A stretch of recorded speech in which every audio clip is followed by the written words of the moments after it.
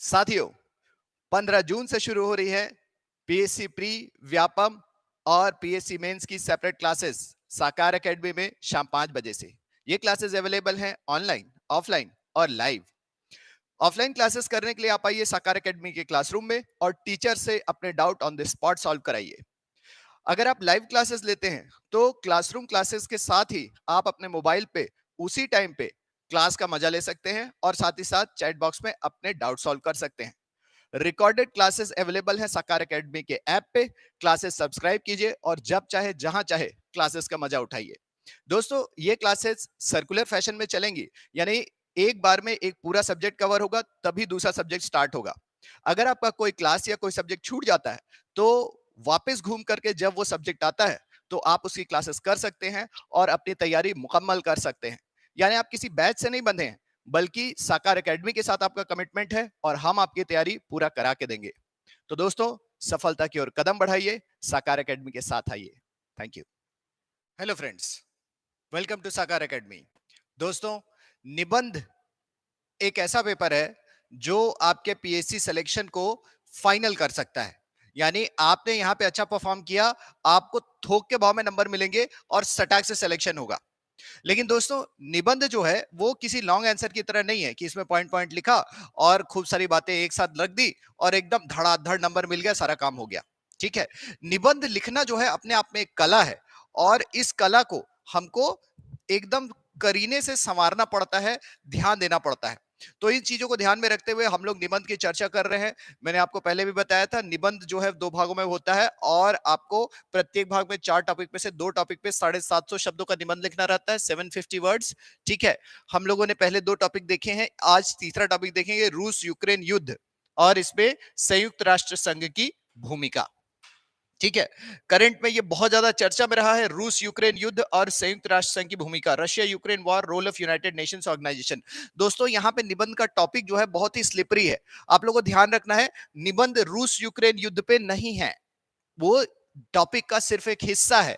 असली निबंध जो है संयुक्त राष्ट्र संघ की भूमिका पे है। यानी हम ऐसे संस्थान चाहते हैं जो न सिर्फ युद्ध को रोकें बल्कि मानवता को जो है बेहतर भविष्य देने का प्रयास करें। वर्ल्ड गवर्नेंस को लेकर के, विश्व समाज को लेकर के यहां पे सवाल उठाया गया है।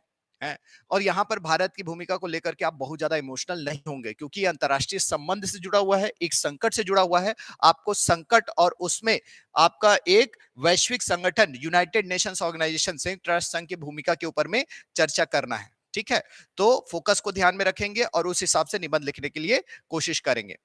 तो पहले टॉपिक का एनालिसिस, रूस यूक्रेन युद्ध एक पहलू है जो एक बड़े प्रश्न पे आता है कि संयुक्त राष्ट्र संघ की आज की दुनिया में क्या भूमिका है, विशेष रूप से जब युद्ध आए।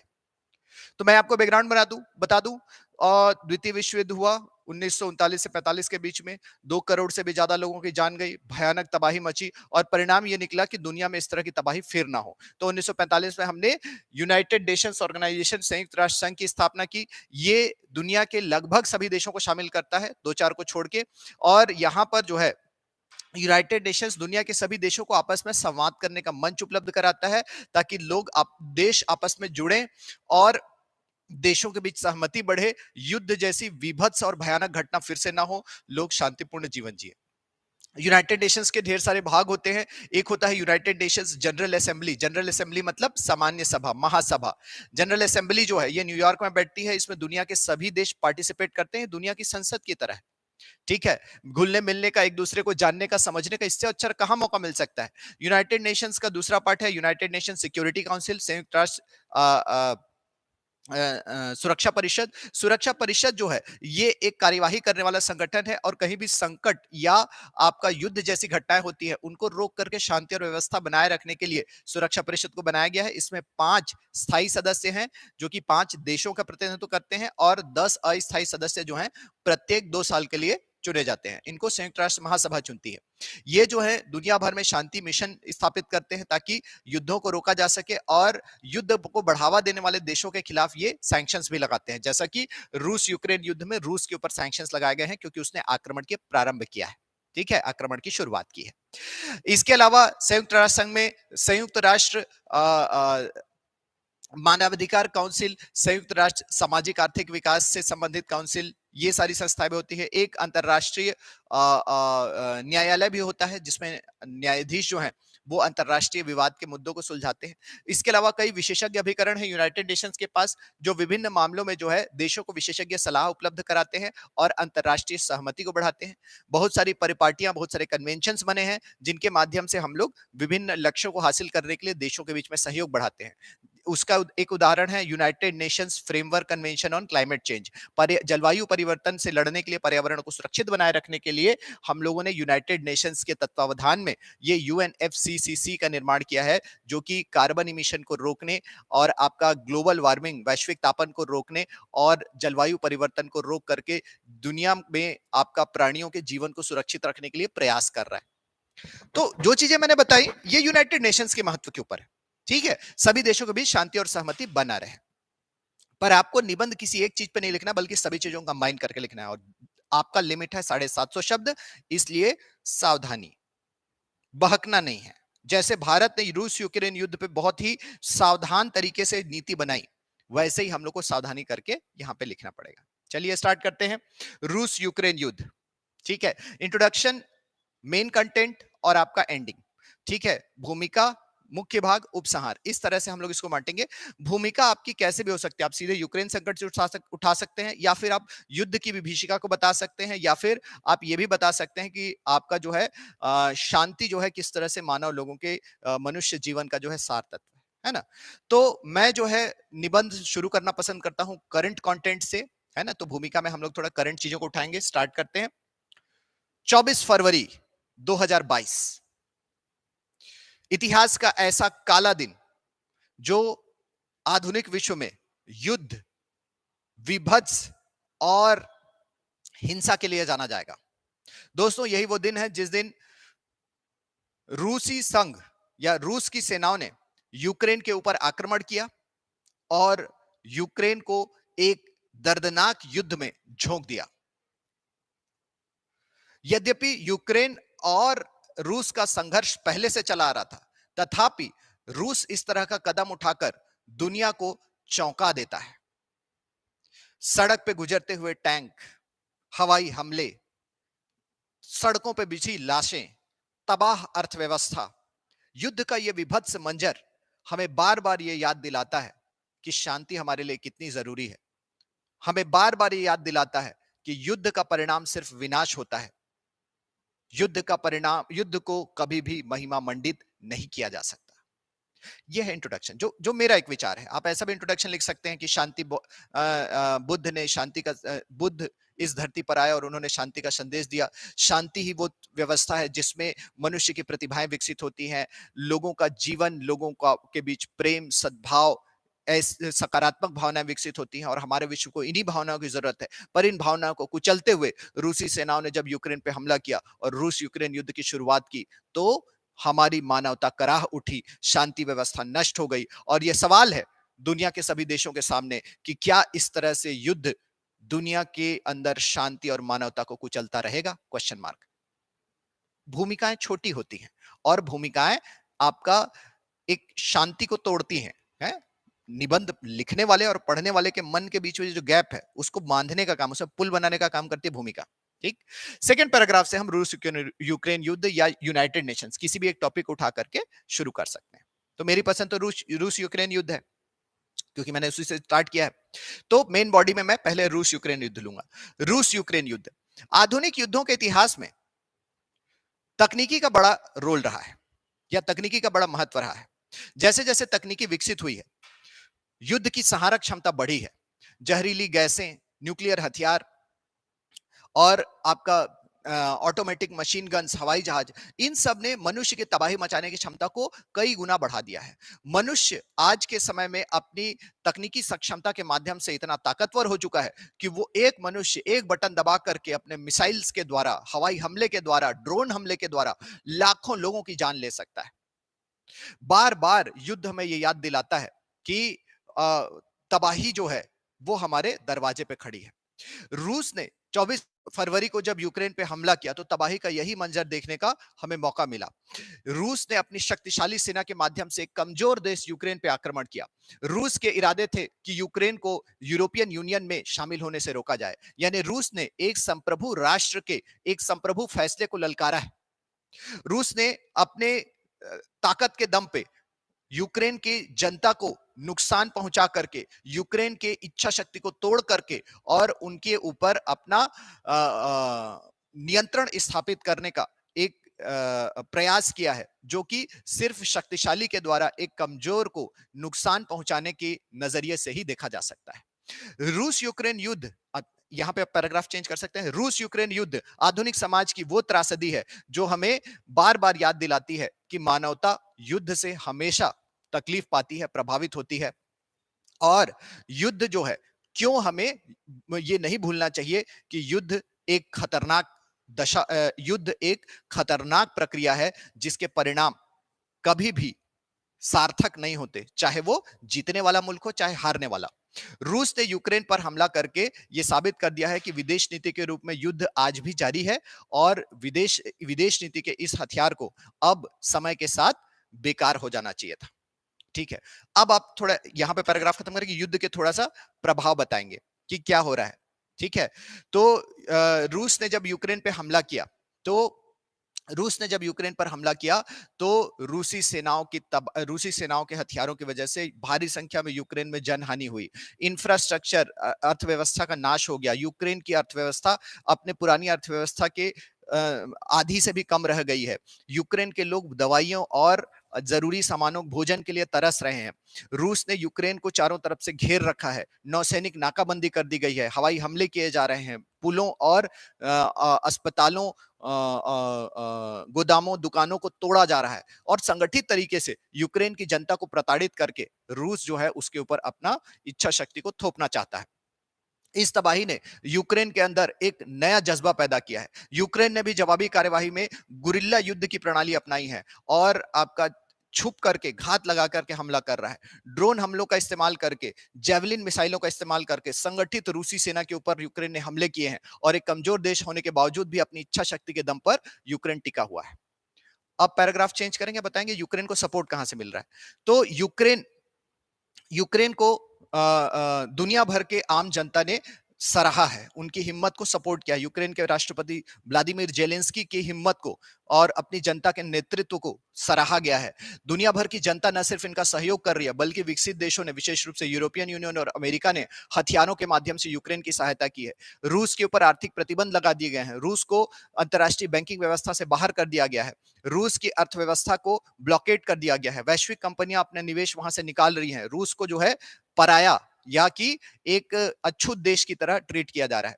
लेकिन रूस के एग्रेशन में, आक्रमण में कोई कमी नहीं आई है। यूक्रेन इन हथियारों का इस्तेमाल करके, जैसे कि तुर्की का ड्रोन विमान बैरक्टर TB2 और जेवलिन एंटी टैंक मिसाइल का इस्तेमाल करके रूसी सेनाओं को गंभीर नुकसान पहुंचा रहा है। यहां तक कि रूस के अंदर भी युद्ध के विरोध के स्वर हमें दिखाई देते हैं, लेकिन रूस के तानाशाह पुतिन और उनकी सेना आगे बढ़ने से रुकती हुई हमें दिखाई नहीं देती।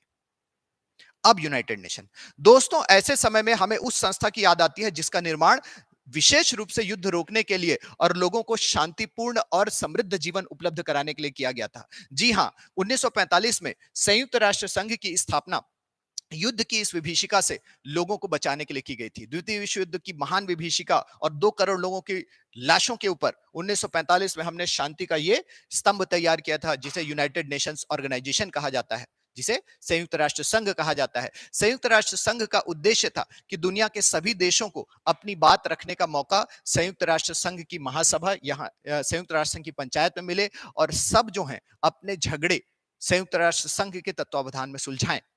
इसके अलावा देशों के बीच मध्यस्थता करने के लिए, उनके विवादों का निपटारा करने के लिए अंतरराष्ट्रीय न्यायालय की स्थापना की गई थी।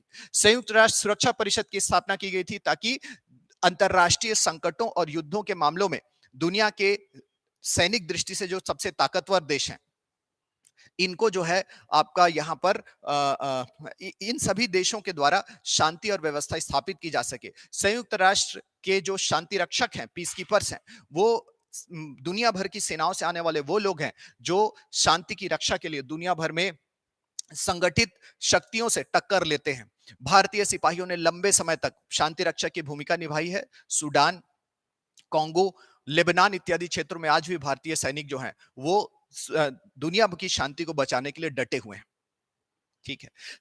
अब अगला पैराग्राफ चेंज करेंगे। संयुक्त राष्ट्र संघ ने बहुत सारे संकटों में मध्यस्थ की भूमिका निभा करके संकटों को बढ़ने से रोका है। जैसे कांगो कांगो संघर्ष, जैसे कोरिया संघर्ष, जैसे सॉरी जैसे अंगोला का गृह युद्ध। ठीक है। इन सभी संकटों में संयुक्त राष्ट्र संघ ने विकसित और विकासशील देशों के बीच पुल बन करके इनको वार्ता का मंच उपलब्ध करा करके इन स्थितियों को बिगड़ने से रोका और शांति के एक शानदार मिसाल प्रस्तुत की है। लेकिन आगे बढ़ते हैं। लेकिन शीत युद्ध की समाप्ति के बाद जब दुनिया में अमेरिका एकमात्र महाशक्ति रह गया है, संयुक्त राष्ट्र संघ की भूमिका भी अमेरिका की ओर झुकी हुई दिखाई देती है। और साथ ही साथ विभिन्न विभिन्न क्षेत्रों में जब क्षेत्रीय शक्तियां आगे बढ़ रही हैं तो एक बहुध्रुवीय विश्व की स्थापना हो रही है। और इन उभरती शक्तियों के सामने भी संयुक्त राष्ट्र संघ जो है वो ठगा सा नजर आता है। तो एक परमाणु विनाश को रोकने के लिए जहां संयुक्त राष्ट्र संघ के ऊपर सारी दुनिया भरोसा करती थी, आज बहुध्रुवीय विश्व में विभिन्न क्षेत्रों में उभरते हुए झगड़ों को, जटिल समस्याओं को सुलझाने में कहीं ना कहीं संयुक्त राष्ट्र संघ असफल होता हुआ दिखाई दे रहा है। यूक्रेन संकट इसका श्रेष्ठ उदाहरण है। अब हम लोग पैराग्राफ चेंज करेंगे। बहुत लंबे समय से संयुक्त राष्ट्र संघ के सामने यूक्रेन ये विचार रखता आ रहा था कि रूस के इरादों से उसे खतरा पैदा हो सकता है। 2014 में रूस ने क्रीमिया पे कब्जा कर लिया था और आगे चल करके इसने यूक्रेन के कुछ हिस्सों को स्वतंत्र भी घोषित कर दिया था। तो रूस की इस विस्तारवादी गतिविधि से यूक्रेन को खतरा है, ये बात जानने के बावजूद भी संयुक्त राष्ट्र संघ के सदस्यों ने कोई बहुत ठोस कदम नहीं उठाए। जब यूक्रेन पे हमला हो गया तो संयुक्त राष्ट्र संघ ने इसके खिलाफ प्रस्ताव पारित किए और आर्थिक प्रतिबंध लगाए। लेकिन दोस्तों, आर्थिक प्रतिबंधों को एंटीसिपेट किया जा सकता है, यानी उसका पूर्वानुमान लगाया जा सकता है, और रूस ने ऐसा ही किया और उसने संयुक्त राष्ट्र संघ के आर्थिक प्रतिबंधों और उसके विरोध को बिल्कुल नकार दिया। रूस ने यह कहा कि उनके राष्ट्रीय हित जो हैं संयुक्त राष्ट्र संघ के नियमों और अंतर्राष्ट्रीय हितों से बड़े हैं और इसीलिए यूनाइटेड नेशंस एक बहुत ताकतवर देश, रशियन फेडरेशन एक बहुत ताकतवर देश, रूस को रोकने में पूरी तरह से नाकामयाब होता हुआ दिखता है। ऐसा लगता है कि छोटे छोटे और कमजोर देशों को संयुक्त राष्ट्र संघ आसानी से डरा पाता है, लेकिन बड़े और ताकतवर देशों के सामने इसकी चलती नहीं।